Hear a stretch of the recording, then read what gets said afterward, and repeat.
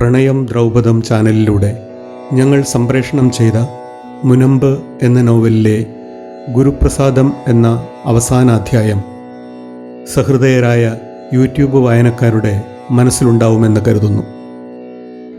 ഗുരുപ്രസാദത്തിലെ ഗുരുനാഥ കഥാപാത്രത്തിൻ്റെ യഥാർത്ഥ വ്യക്തിത്വമായിരുന്ന ശ്രീപുരം ചന്ദ്രമോഹനൻ ജൂലൈ 9 ബുധനാഴ്ച രാവിലെ ദിവംഗതനായ വിവരം വ്യസനസമേതം ഞങ്ങൾ അറിയിക്കുന്നു. പൗരാണിക മധ്യകാല തമിഴ് മലയാള സാഹിത്യത്തിലെ അഗാധ പണ്ഡിതനും തെക്കൻ തിരുവിതാംകൂറിലെയും നാഗർകോവിൽ ഉൾപ്പെട്ട തമിഴ്നാട്ടിലെ കന്യാകുമാരി ജില്ലയിലെയും അറിയപ്പെടുന്ന സിദ്ധവൈദ്യ പാരംഗതനും പ്രശസ്ത ജ്യോതിഷിയുമാണ് ശ്രീപുരം ചന്ദ്രമോഹനൻ. മെഡിക്കൽ വിദ്യാഭ്യാസ വകുപ്പിലെ ആകർഷകമായ ജോലി ഉപേക്ഷിച്ചാണ് സിദ്ധവൈദ്യരംഗത്തെ സേവനങ്ങളിൽ അദ്ദേഹം മുഴുകിയത്.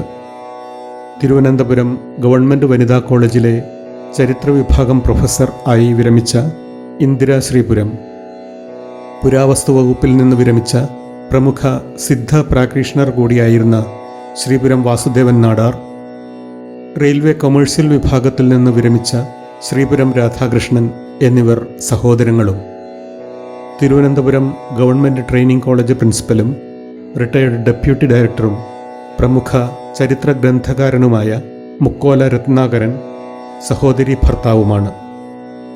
അഭിവന്ദ്യ വ്യക്തിത്വത്തിൻ്റെ ഉടമയായ ശ്രീപുരം ചന്ദ്രമോഹനൻ്റെ അകാല ദേഹവിയോഗത്തിൽ ആദരാഞ്ജലികൾ അർപ്പിച്ചുകൊണ്ട് ബഹുമാനപ്പെട്ട യൂട്യൂബ് പ്രേക്ഷകർക്കായി മുനമ്പിലെ ഗുരുപ്രസാദം എന്ന അവസാന അധ്യായം ഞങ്ങൾ ഒരിക്കൽ കൂടി സംപ്രേഷണം ചെയ്യുകയാണ്. ഏവരുടെയും സഹകരണവും പിന്തുണയും തുടർന്നും പ്രതീക്ഷിച്ചുകൊള്ളുന്നു.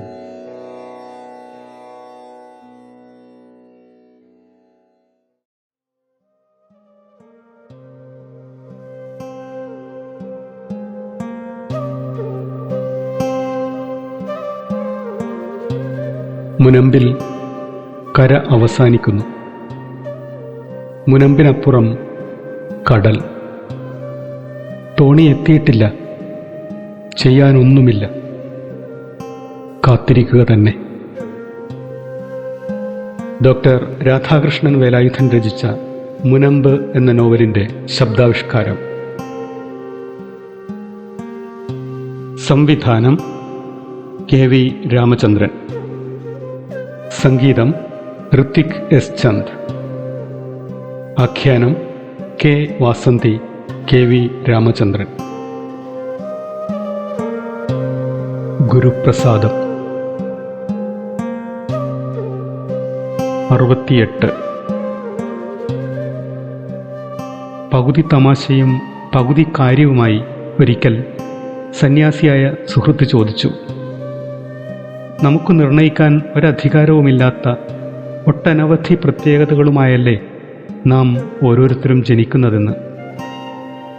ജനിക്കുന്ന സമുദായം, മതം, രാഷ്ട്രം, പാരമ്പര്യം, മാതാപിതാക്കൾ, അവരുടെ ധനസ്ഥിതി, അങ്ങനെ. സാധാരണമായ ഒരു ചോദ്യമായി തോന്നിയതുകൊണ്ട് അതിന് മറുപടി പറഞ്ഞില്ല. എന്നാൽ തുടർന്നയാൾ ചോദിച്ച ചോദ്യം തികച്ചും പ്രക്ഷുബ്ധമായ ഒന്നായിരുന്നു. വ്യക്തികൾക്ക് അവർ നേരിടുന്ന അഭാവങ്ങളുടെ ഉത്തരവാദിത്തം ജീവിക്കുന്ന സമൂഹത്തിൻ്റെ അസന്തുലിതത്വങ്ങളുടെ മേൽ ഏൽപ്പിച്ചു കൊടുക്കാവുന്ന ഇത്തരം കാര്യങ്ങൾ നിൽക്കട്ടെ. ഒരേ കുടുംബ പശ്ചാത്തലത്തിൽ ഒരേ മാതാപിതാക്കളുടെ മക്കളായി പിറക്കുന്ന വെവ്വേറെ വ്യക്തികളുടെ കാര്യമെടുക്കുക. ശരീരഘടന, നിറം, ഉയരം, ബുദ്ധിശക്തി തുടങ്ങിയ പ്രത്യേകതകളുടെയും ഇവയുടെയെല്ലാം ഫലമായി ആത്യന്തികമായി സിദ്ധമാവുന്ന ഇച്ഛാശക്തിയുടെയും കാര്യമെടുക്കുക. ഓരോരുത്തരും തമ്മിൽ എത്ര അന്തരമാണുള്ളത്. ആരും സ്വയമേ തിരഞ്ഞെടുത്തിട്ടല്ലാതെ കൈവരുന്ന ഇത്തരം വ്യത്യാസങ്ങളുടെ ഉത്തരവാദിത്തം ഏത് സാമൂഹിക സാഹചര്യത്തിനു മേലാണ് നമുക്ക് കെട്ടിവയ്ക്കാനാവുക? സാധാരണമായ ഒരു ചോദ്യം തന്നെയെങ്കിലും അത് മൂർത്തരൂപമാർജിച്ച് പക്വമായ വാക്കുകളുടെ രൂപത്തിൽ പുറത്തേക്ക് വന്നപ്പോൾ കുറേ നേരത്തേക്ക് താൻ സ്തംഭിച്ചിരുന്നു പോയി. ഏത് വിപ്ലവാശയത്തോട്, ഏത് രാഷ്ട്രചേതനയോട്, ഏത് സമുദായ സംഘത്തോട് ഉന്നയിച്ചാണ് ഈ പ്രശ്നത്തിൻ്റെ ഉത്തരം കണ്ടെത്താനാവുക?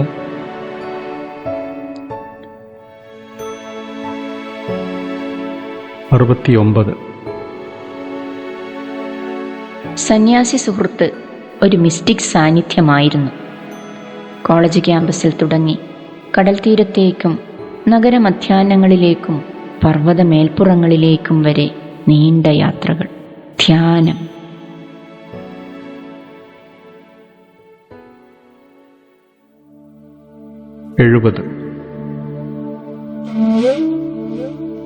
ചിത്തമാം ദീപത്തിനു മുന്നിൽ കണ്ണടച്ചു കൈകൂപ്പുക എന്നതായിരുന്നു അദ്ദേഹത്തിൻ്റെ ജീവിത തത്വം.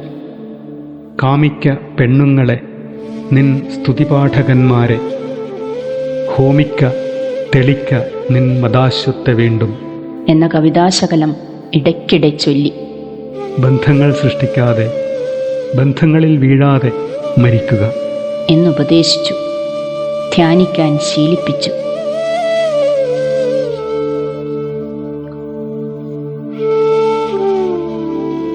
വീണ്ടും മുനമ്പിൽ.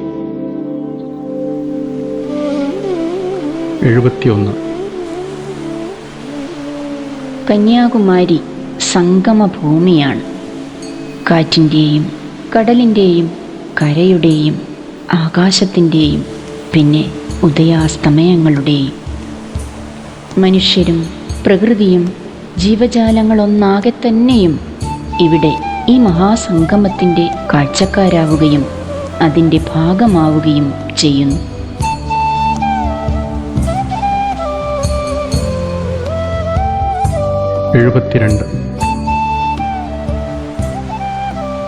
ഇതൊരു ഉത്സവ ഭൂമിയുമാണ്.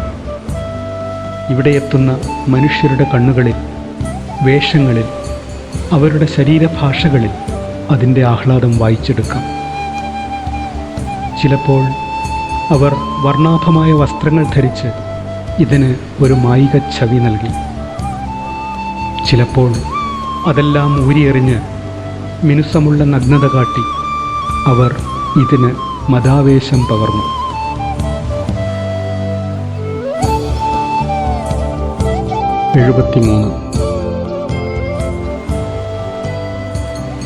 സഞ്ചാരികളുടെ മുടിയിഴകളെയും അല്പവസ്ത്രങ്ങളെയും പരിഹസിച്ചുകൊണ്ട് സദാ വീശിയടിക്കുന്ന കടൽക്കാറ്റ്, ഗ്രാമ്പൂവിൻ്റെയും വാനിലയുടെയും ഏലത്തിൻ്റെയും മദഗന്ധം തങ്ങി നിൽക്കുന്ന തെരുവീഥികൾ, ഉത്സവപ്രതീതിയിൽ അലഞ്ഞു നടക്കുന്ന യുവതീയുവാക്കളും കുഞ്ഞുങ്ങളും വൃദ്ധന്മാരും.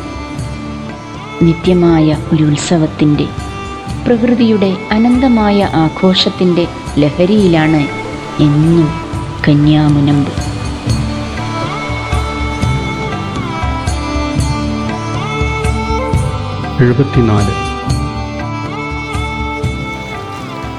ഇക്കുറി ഊർമിളയെ കണ്ടില്ല.